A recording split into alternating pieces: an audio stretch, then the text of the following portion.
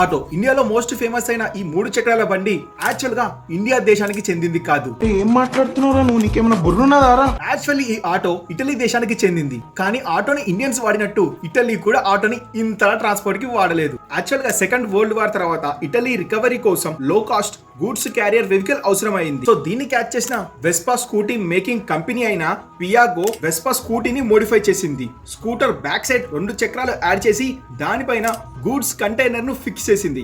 ఈ వెహికల్ కి పియాగో అప్పి అనే పేరు పెట్టింది. ఇక 1948 లో ఇండియన్ బిజినెస్ మ్యాన్ అయిన ఎన్కే ఫిరోడిట్ ఇటలీ నుంచి వెస్పా స్కూటర్స్ ని అప్పిని ఇండియాకి తెప్పించుకున్నాడు. ఇతడు అప్పి గూడ్స్ క్యాబిన్ ప్లేస్ లో ప్యాసింజర్ క్యాబిన్ ని అమర్చాడు. దీనికి ఇతడు ఆటో రిక్షాగా పేరు పెట్టి లార్జ్ క్వాంటిటీలో బజాజ్ కంపెనీ ద్వారా ప్రొడక్షన్ చేశాడు. 1950లో బెంగళూరులో ఫస్ట్ టైం ఆటోని నడిపించి అండ్ అప్పటి నుంచి ఇప్పటి వరకు ఇండియాలో one of the most successful three wheeler vehicle గా ప్యాసింజర్స్ ని గూడ్స్ ని ట్రాన్స్పోర్ట్ చేస్తూ ఆటో అయితే ఇండియాకి one of the major backbone గా నిలిచింది. మరి ఆటో అంటే మీ మైండ్ లోకి ఫస్ట్ ఏం వస్తుందో కింద కామెంట్ చేసి చెప్పండి.